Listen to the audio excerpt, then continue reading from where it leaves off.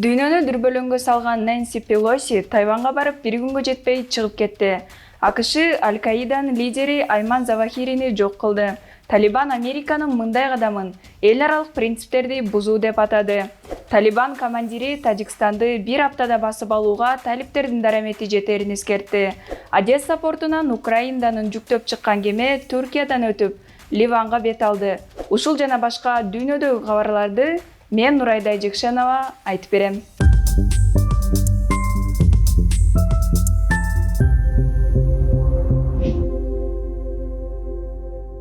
Дүйнөнү дүрбөлөңгө салган Нэнси Пелоси Тайванга барып бир күнгө жетпей чыгып кетти.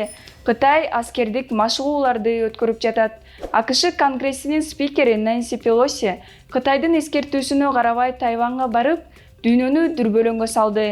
Кыска убакытта ал Тайвань президенти Цай Инвен жана кытайлык оппозициячыл активисттер менен жолугушууга жетишти. Кытай болсо армиясын согуштук даярдыкка келтирди. Жолугушуудан кийин Тайвань президенти Пелосиге ыраазычылыгын билдирди. Ал спикер Пелоси менен жолугуп, анын Тайванга болгон колдоосун сезүү өтө кубанычтуу экенин жана бул сапар АКШ Конгрессинин эки тараптуу мамилелерге болгон күчтүү колдоосун гана чагылдырбастан, демократия жалпы коркунучтарга каршы бирге турарын кабарлайт деп өзүнүн Twitter баракчасына жазды. Ал эми Кытайдан жана Гонконгдон качкан оппозициячылар менен Пелоси Тайбэйдеги Адам укуктары улуттук музейинде жабык жолугушту. Достор, кээ бириңер адаттагыдай Google'дан Нэнси Пелосини издеп жиберсеңер керек. Аны мен айтып берейин. Сапары дүйнөдөгү саясий абалды дүңгүрөткөн 82 жаштагы Нэнси Пелоси деген ким?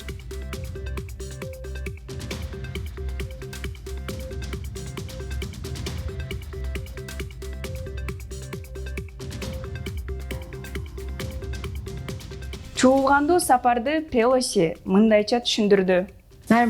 Госпожа президент, я думаю, что важно напомнить одним и проинформировать других о том, что 43 года назад, приняв закон об отношениях с Тайванем, Америка дала твердое обещание всегда поддерживать Тайвань. И на этом прочном фундаменте мы построили процветающее партнерство, основанное на наших общих ценностях самоуправления и самоопределения, сосредоточенное на наших общих интересах безопасности в регионе и во всем мире, приверженное экономическим связям, которые ведут к процветанию наших народов. Буга Кытайдын тышкы иштер министрлигинин расмий өкүлү төмөнкүчө жооп берди. Пекин неоднократно заявлял США о своей твердой позиции, согласно которой Китай решительно выступает против визита Пелоси на Тайвань. Мы озвучивали ее по различным каналам и на всех уровнях, но, очевидно, США и сепаратистские силы на Тайване ее не услышали. В данном случае китайские военные могут вести диалог с США и сепаратистскими силами на Тайване только на понятном им языке. Голос Америки жазгандай, мындай ооз-эки билдирүүдөн көп өтпөй 5 августта Кытай Пелосиге жана анын жакындарына санкция киргизди. Кытай эмнеге ачууланды? Кытай Тайванды өзүнүн провинциясы катары эсептейт жана аны кайтаруу үчүн күч колдонууга да даяр экенин билдирип келет. Ал эми Тайвандын бийлиги өлкөнү суверендүү мамлекет деп эсептейт. Өлкөдө демократиялык шайлоолор өтүп, өзүнүн конституциясы дагы бар. Ортодогу чоң терештин 70 жылдык тарыхы бар. Вашингтондун Тайвань менен расмий дипломатиялык мамилелери жок болгону менен Америка аларды союздашы катары колдойт. Президент Джо Байден Кытай согуш ачса Тайванды коргонуу каражаттары менен камсыз кыларын айтканы бар. Буга чейин ал Кытай Тайвань мамилесинин курчушун Россия менен Украинанын мамилесине салыштырган. Кытай басылмасы Синьхуа жазгандай 2 августтан тарта аралдын айланасында пландалган аскердик машыгуулар өтүп жатат. Кытай бийлиги аскердик окуулар жекшемби күнү бүтөөрүн, ага чейин чет элдик кемелер жана учактар бул аймакка кирбөөсүн жарыялады. Тайвань болсо бул аракеттерди эл аралык мыйзамдарды бузуу, блокада деп атады. Кытай экономикалык чаралар менен жооп кылып, Тайвандын бир нече категориядагы азык-түлүк товарларын импорттоого, ошондой эле ал жактан кум экспорттоого тыюу салды. Ошондой эле көз карандысыздык кыймылы менен байланыш бар деп эсептеген Тайвандын эки уюмун кара тизмеге киргизип, АКШнын Пекиндеги элчисин чакыртты. Учурда 13 гана мамлекет Тайвандын суверендүүлүгүн тааныйт. Ал эми Кытай болсо буга жол бербөө үчүн өзүнүн таасирин толугу менен пайдаланып келет. Ал эми Пелосинин сапарынан кийин Кыргызстан менен Казакстан Кытай тарапта экенин ачык жарыялашты. АКШ Аль-Каиданын лидери Айман Завахирини жок кылды. Талибан Американын мындай кадамын эл аралык принциптерди бузуу деп атады. Афганистанда Аль-Каида террордук уюмунун лидери Айман Завахири АКШ тарабынан өлтүрүлдү. Бул маалыматты АКШ президенти Джо Байден тастыктады. Анын айтымында АКШнын атайын кызматы ушул жылдын башында эле Завахиринин жүргөн жерин аныктаган. Ал Кабулда үй бүлөсү менен жашынып жүргөн. Сокку дрондон атылган 2 Hellfire ракетасы менен урулган. Андан Завахири менен бир үйдө турган туугандары тегерегиндеги жай тургундар жабыркаган эмес. 71 жаштагы Айман Завахири АКШ тарабынан террорист катары изделген кишилердин ичинен Усама бин Ладенден кийинки экинчи сапта турган. Анын өмүрү үчүн $25 миллион сыйлык да коюлган эле. Эсиңиздерде болсо, мындан 21 жыл мурун тагыраагы 2001 жылдын 11 сентябрында Америкада тарыхтагы эң чоң теракт болгон. Террордук Boeing самолеттору Нью-Йорктогу эң чоң эгиздер соода борборун талкалаган. Анда 3000ге жакын адамдын өмүрү кыйылган. Каргашалуу күндүн кечинде ошол мезгилдеги АКШ президенти Джордж Буш младший теракттын артында Усама бин Ладен турат деп жарыялаган. Андан кийин 20 сентябрда АКШда болгон конгрессте Джордж Буш биздин террористтик уюмдарга каршы согуш Аль-Каидадан башталат жана дүйнөдөгү бардык террордук уюмдар табылып, жок болмоюнча улана берет деп айткан. Ал эми чабуулду уюштуруучуларынын бири катары Айман Завахири таанылган. Ошондон бери ал эл аралык издөөдө жүргөн. Усама бин Ладен 2011 жылы Пакистанда америкалык атайын операцияда өлтүрүлгөндөн кийин Аль-Каиданы Завахири жетектеп калган. Айрым маалыматтар боюнча Завахири бин Ладендин жеке дарыгери жана кеңешчиси да болгон. АКШ атайын операция даярдалып жатканын Талибанга кабарлаган эмес жана Талибандын жетекчилери Аль-Каиданын лидери Кабулда жашынып жүргөнүн билишкен деп эсептейт. Талибан Американын мындай кадамын эл аралык принциптерди бузуу деп атады. Бул жерде чоң суроо жаралат. Талибан Завахиринин Кабулда экенин билип туруп, эмне үчүн ачыктаган эмес? Белгилүү болгондой, Талибан менен Аль-Каида түзүлгөндөн бери бири-бирине айыгышпас кас болуп келет. Анда эмне үчүн Талибан Завахиринин жүргөн жерин Америкага да ачыктаган жок? Божомолдор боюнча Завахири Афганистанга Талибан бийлиги орной электе келген болушу да ыктымал. АКШнын айтымында талиптер мындай кадам менен Дохада кол койгон 2020 жылкы келишимдин шарттарын бузган. Себеби келишимде Талибан Афганистанды эл аралык терроризмдин башпа негине айлантпоону убадалаган болчу. Айман Завахири өлтүрүлгөндөн кийин АКШ өз жарандарын сак болууга чакырды. АКШ мамлекеттик департаменти билдиргендей, лидердин өлүмү Аль-Каиданын тарапташтарын жана аны менен байланышы бар башка террордук топтордун америкалык объекттерге жана жарандарга кол салууга түрткү болушу мүмкүн. Афганистан темасын улай. Талибан командирлеринин бири Тажикстанды бир аптада басып алууга талиптердин дарамети жетерин эскертти. Бирок 2 апта мурда эле экстремисттик кыймыл коңшу мамлекеттерге коркунуч туудурбайбыз деп билдирген эле. Командир Мухаммед Джан Хамза Тажикстан Афганистандын ички иштерине кирише берсе, алар өлкөнү бир аптада басып алууга кудурети жетерин билдирди. Бул тууралуу Хаштес Соп аталыштагы Афган гезити өз булактарына таянып кабарлады. Маалыматта Джан Хамза мындай билдирүүсүн Талибан өкмөтүнүн министрлеринин биринин катышуусунда Тажик чегарасы менен чектешкен Тахор провинциясында жасаган. Хаштес Соп жазгандай, командир эгерде Орусия Тажикстандын артында турбаганда талиптер өлкөнү бир аптада басып ала турганын айткан. Расмий дүйшөмбү Мухаммед Джан Хамзанын айткандарына азырынча жооп бере элек. Эске салчу жагдай. Тажик бийлиги Талибан өкмөтүн тааныган эмес, ошондуктан да алардын жооптуу өкүлдөрүнүн билдирүүлөрүнө реакция кылбайт. 26 июлда Талибан өкмөтүнүн тышкы иштер министри Амирхан Муттаки Ташкентте өткөн конференцияда Афганистан Борбор Азияга коркунуч жаратпашын билдирген эле. Бирок 2 апта өтүп-өтпөй талиптер Тажикстандын бийлигине кайрадан эскертүү берди.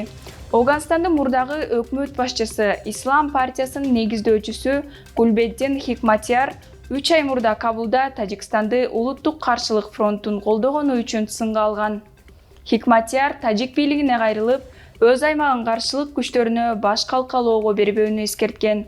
Ал болсо Афганистан Тажикстандын саясий оппозициясына баш калкалоого жай берерин айткан. Талибан экстремисттик кыймылы Афганистандын бийлигин 1 жыл мурда басып алып, өкмөтүн Ооганстан Ислам Эмираты деп атаган.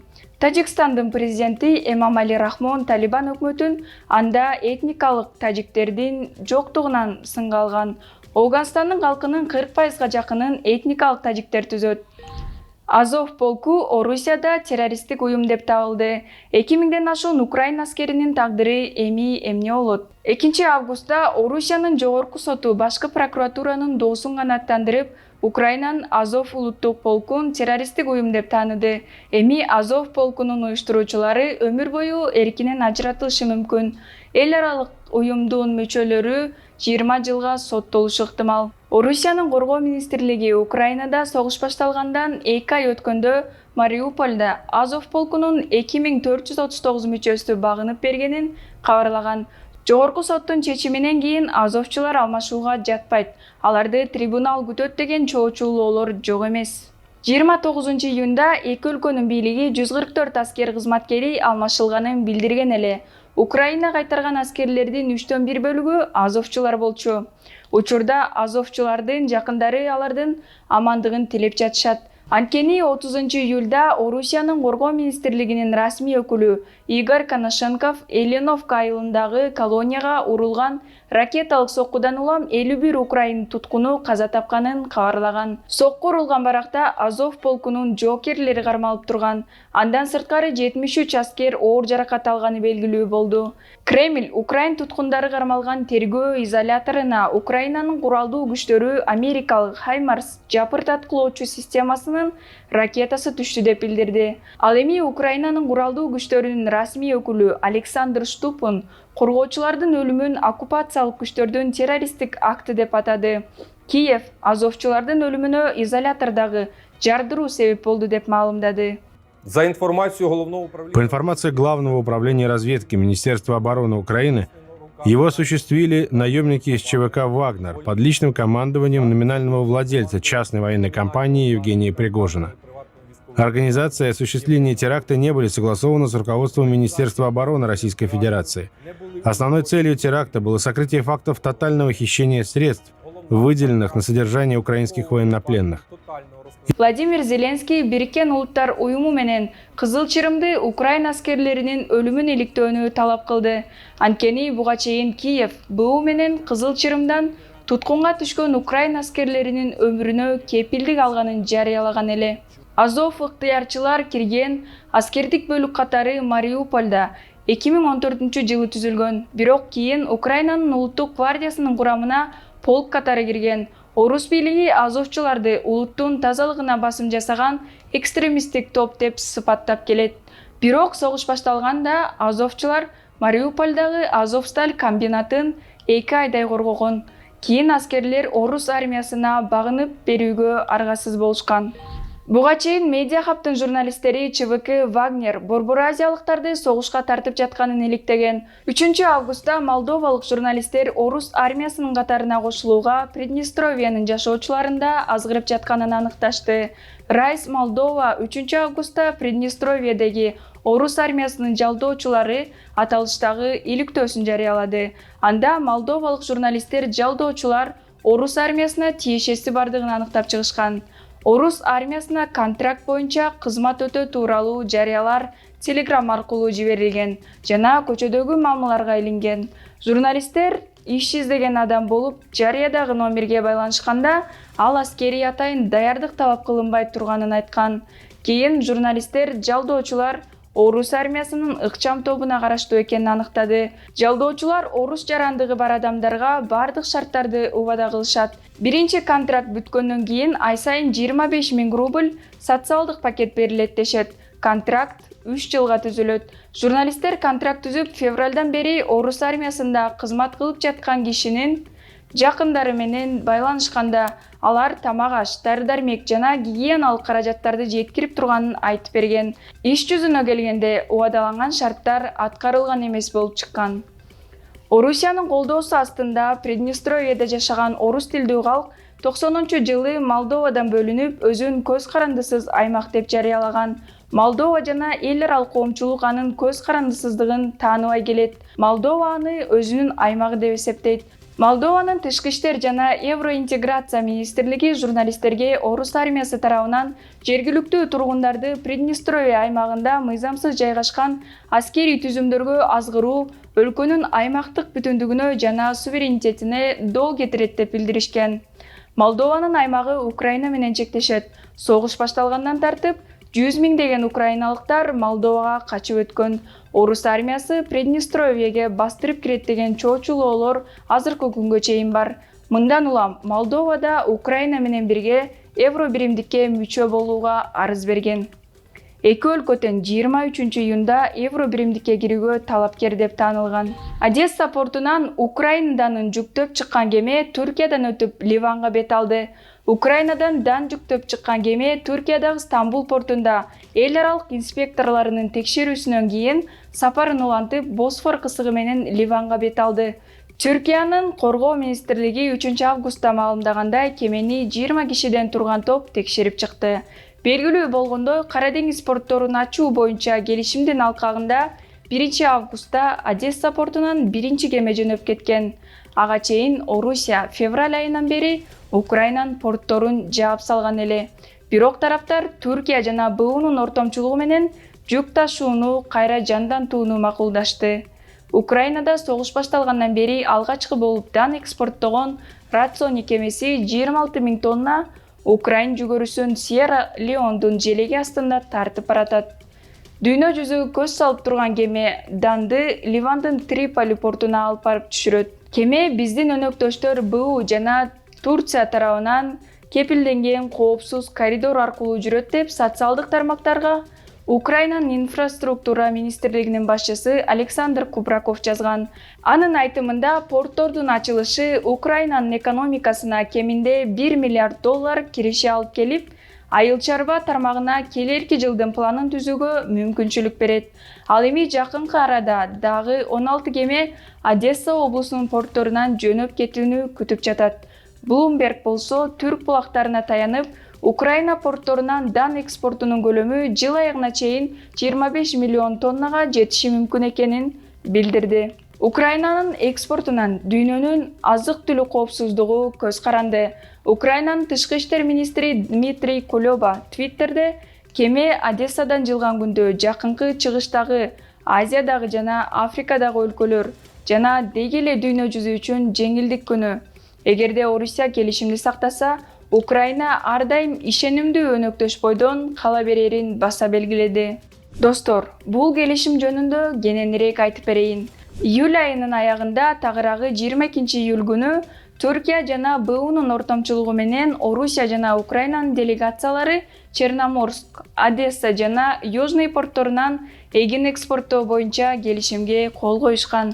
Анын шарттарына ылайык Украина кемелери миналардан тазаланган суудагы коопсуз коридор аркылуу жүрүп, аны аскердик корабльдер коштоп жүрөт. Бул учурда Орусия кол салбашы керек. Ал эми дан ташыган кемелерди кароону Стамбулда түзүлгөн координациялык борбору ишке ашырат. Себеби Орусия Украинага кирип чыккан кемелер батыштын курал жарагын ташып келиши ыктымал деп кооптонот. Орусия тарабынан Украинанын эгиндери порттордо жабылгандан бери дүйнөлүк азык-түлүк кризисине алып келди. Нан жана макарон азыктары, өсүмдүк майы жана жер семирткичтер кымбаттады. БУнун бүткүл дүйнөлүк азык-түлүк программасына ылайык быйыл 50 миллиондон ашык африкалыктар азык-түлүк жетишсиздигин башынан кечириши мүмкүн. Орусия буга батыш өлкөлөрүн жана алардын санкцияларын айыптайт. А сиз кандай ойлойсуз? Пикириңизди комментарийге жазыңыз. Бул жумадагы маанилүү кабарлардын топтому ушулар болду. Медиа хаптан такталган жана туура маалымат алыңыз. А мен силер менен коштошпойм.